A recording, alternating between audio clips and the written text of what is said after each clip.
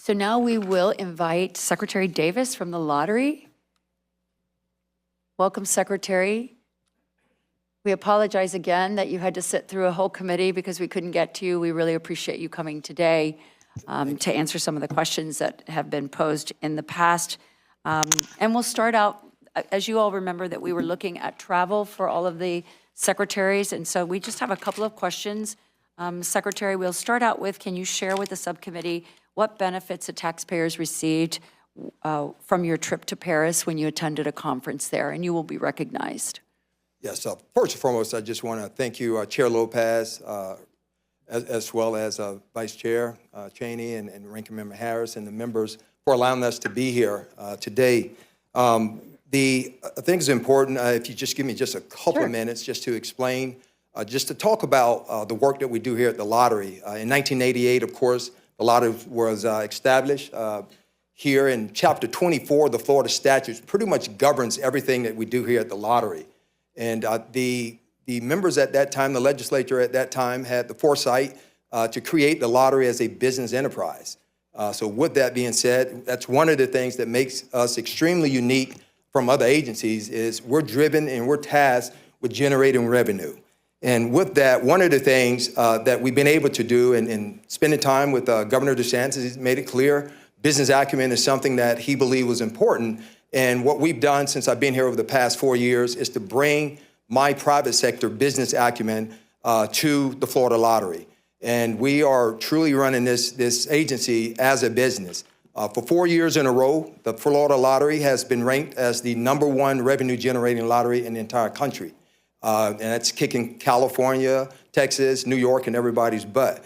And we're pretty fortunate because of the support that we continue to get from the governor, as well as this legislative body to be able to do those things. As a secretary and as an agency head and a leader here in this role, as it would be with any business, it is important for myself to travel and to engage with colleagues. My trip to Paris, first and foremost, it wasn't something, it was with the World Lottery Association.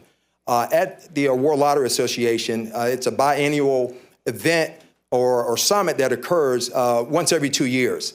And Paris was the chosen spot this year. In 2 years, it would be in Sydney, Australia. And of course, we'll be working and hoping to get them here in the state of Florida and in the future as well. It's been on that list.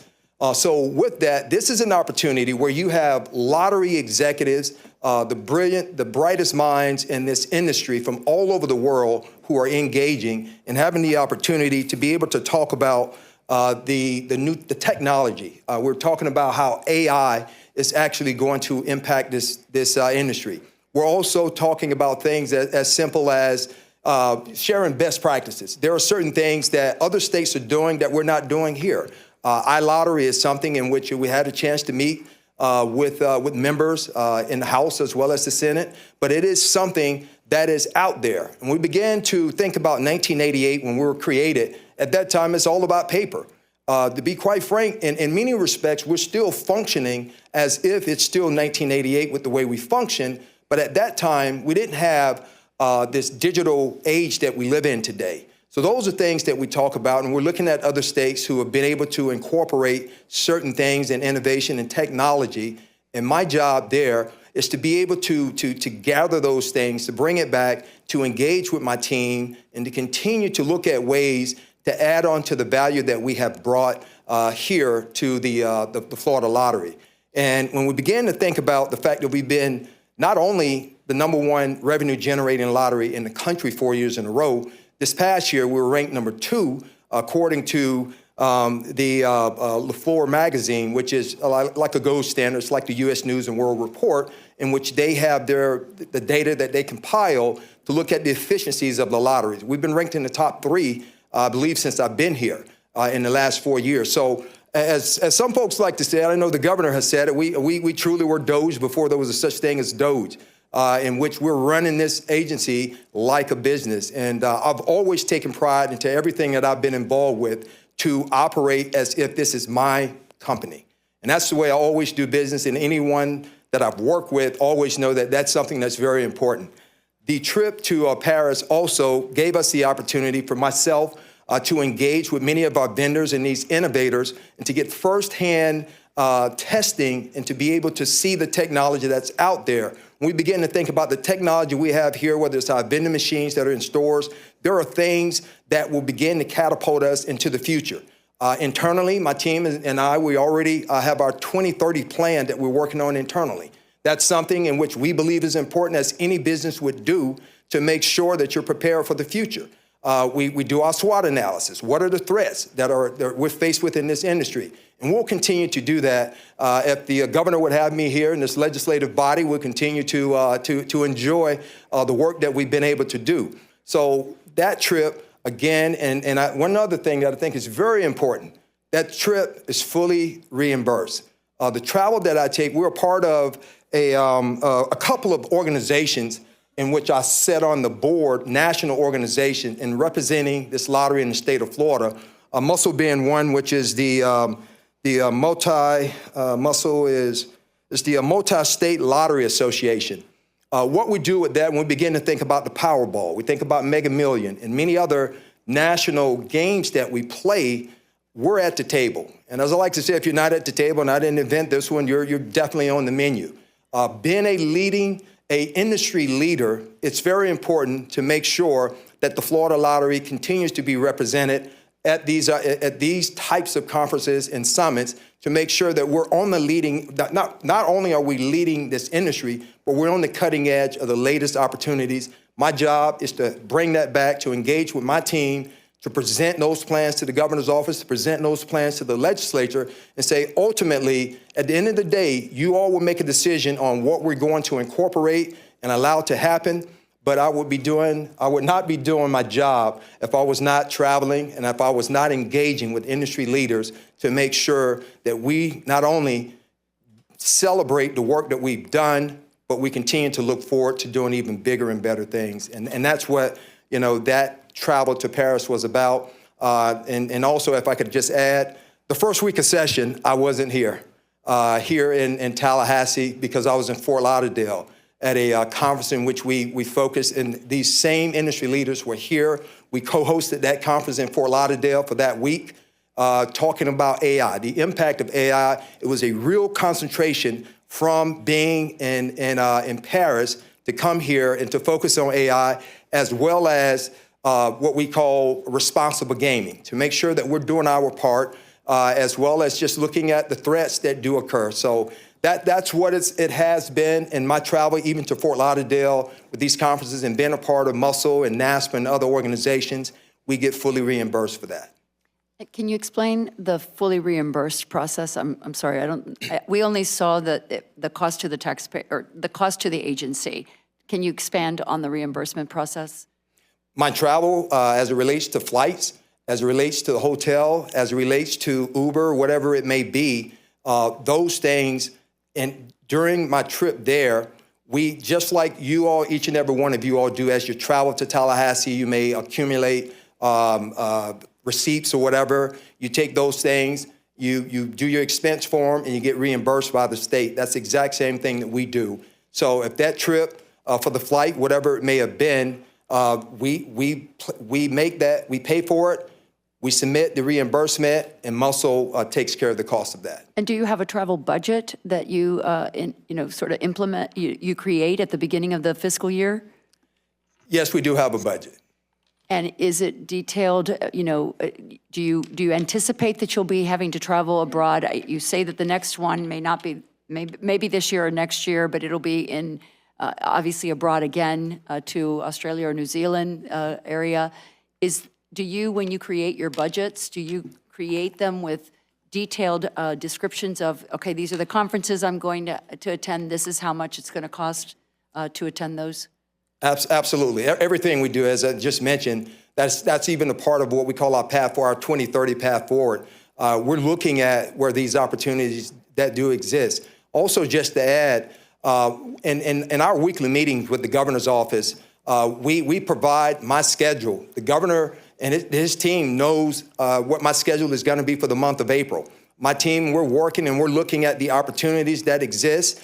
We know what event is going to be coming up next as it relates to all lottery executives, as well as those innovators and vendors and everyone, where it's going to be, what the cost is going to be associated with that.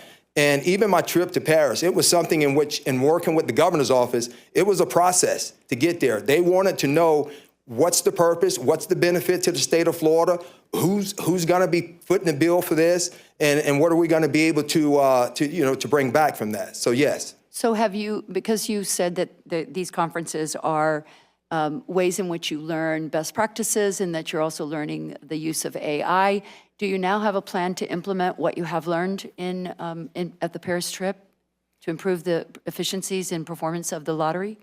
Not just the Paris trip, Fort Lauderdale and everywhere else, absolutely. A part of what we will present, again, there are some things in which we have implemented. If you go into some of our partners, we had at one of the things we were able to take live, I think in 2024, is what we call in-lane.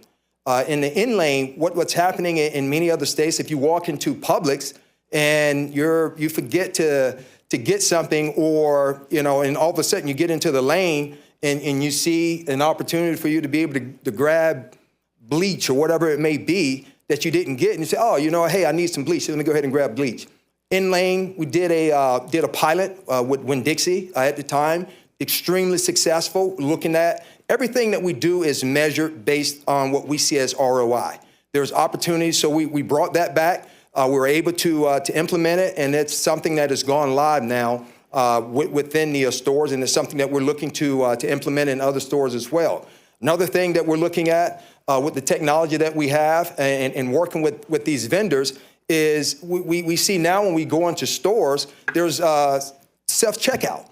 So if you got self-checkout, and then what are we going to do to make sure that we're capturing those individuals that go to self-checkout? So there is technology that's now that does exist, in which we're working with our partners, working with our vendors to be able to capture those individuals as well. And there are things that are happening in the digital space.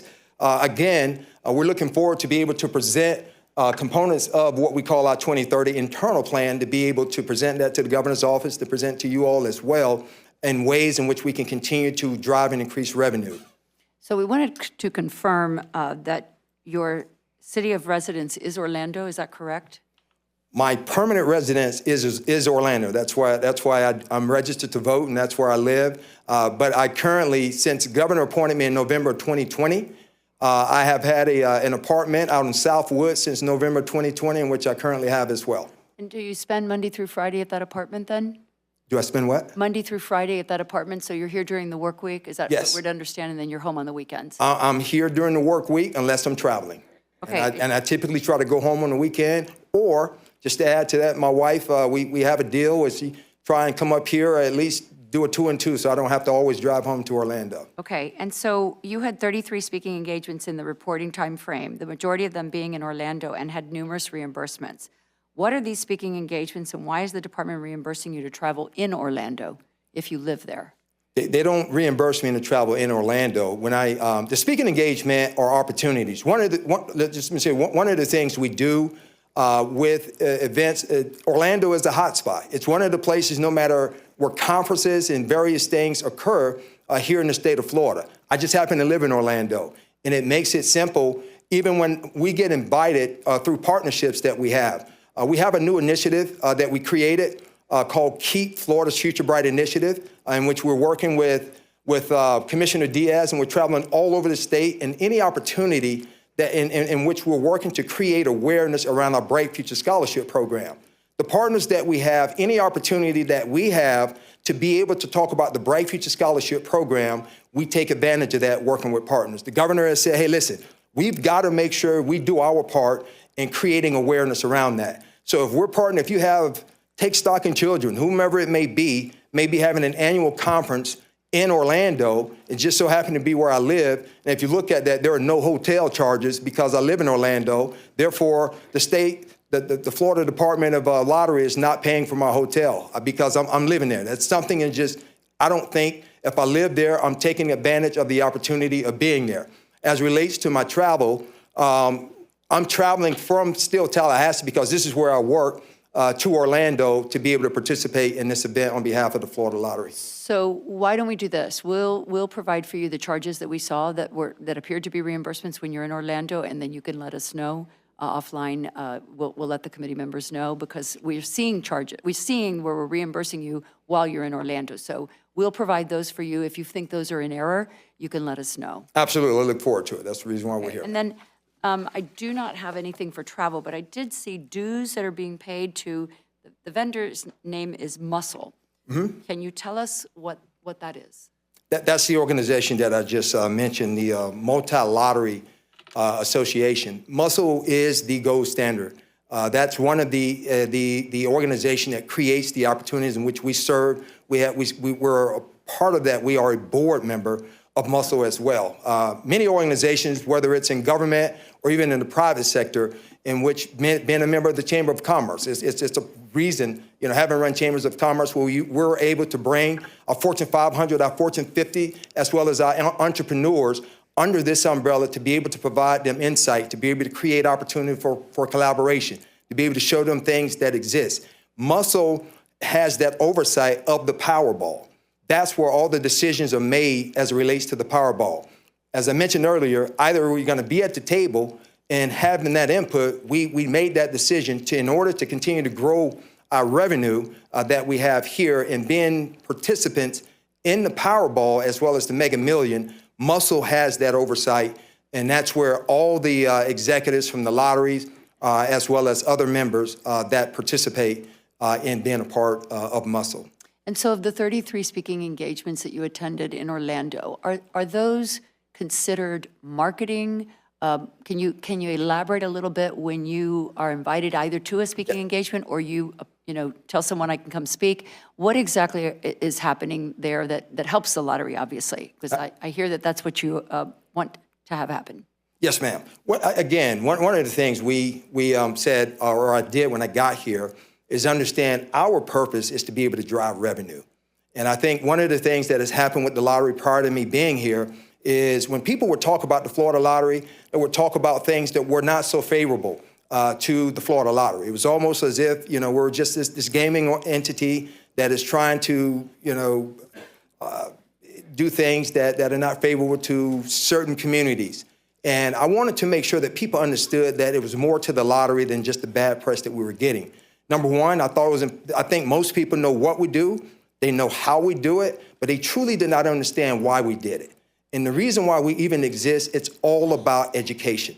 So the opportunity for myself, as well as my team in the different districts to be able to travel is to be able to speak about the work that we do at the Florida Lottery. We drive revenue to get other individuals to understand that we are the primary funding source for the Bright Future Scholarship. How are we able to increase the number of applicants as well as the number of recipients to receive a Bright Future Scholarship?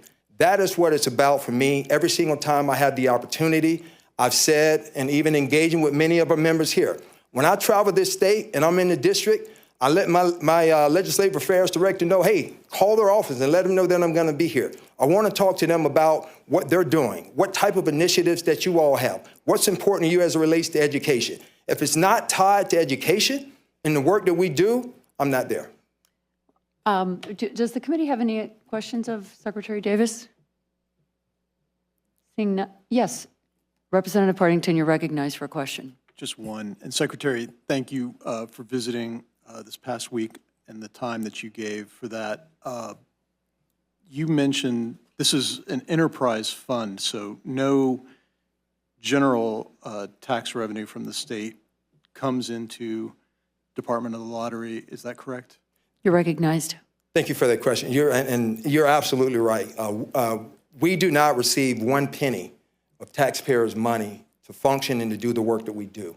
You all have tasked us in the creation of this agency to go get the money, as plain and simple as that. And we're fortunate to have the best team in the entire country, and I would say even the world. When you begin to think about what we've been able to do here and generating over $9 billion plus a year in the past 4 years, and we're going to continue to do the things that are necessary. And as I said before, I do serve as secretary, but my team and myself, we see this as our business. So we do not take taxpayers' funding, and everything that we do is predicated on the money that we generate. And we're currently operating, we typically operate, since I've been here, between 0.7 and 1% operation overhead here. So we're bringing in the revenue and we're shifting it right over to the Education Enhancement Trust Fund after we pay the prizes and other things that we have to do.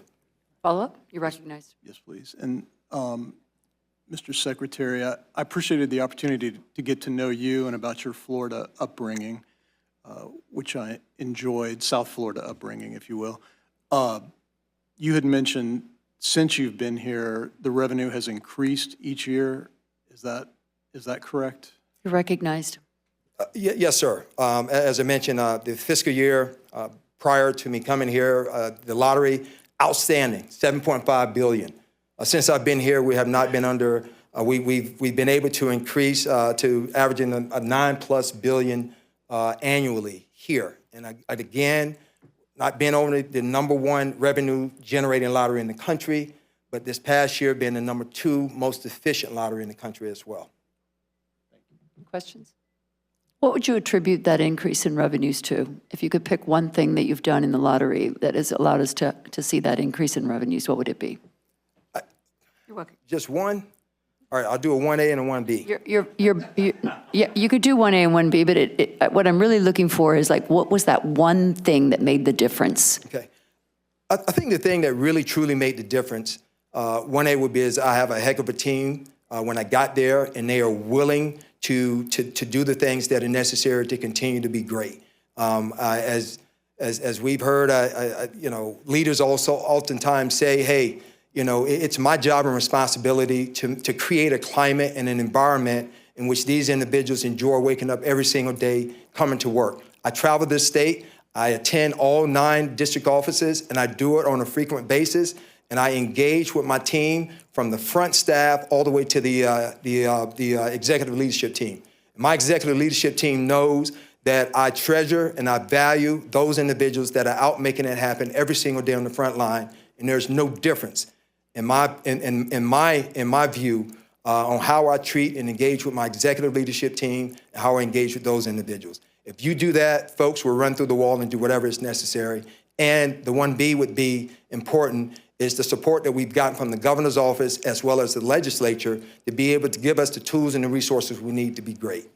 And I think it might be helpful for the committee if you could tell us over the last 5 years the increase in the number of scholarships, because that is why we have the lottery. We have children have benefited, students have benefited, so it would be helpful for the legislature to know, because we obviously applaud the increase in revenues. We'd like to know how that translates into the increase in scholarships, because the end user is the only reason that you actually exist. So we would greatly appreciate that information. We'll make sure we get it to you. Thank you so much. If there's no further questions of Secretary, thank you so very much for coming. We really appreciated having you here with us and being able to answer the questions. Thank you all for the opportunity.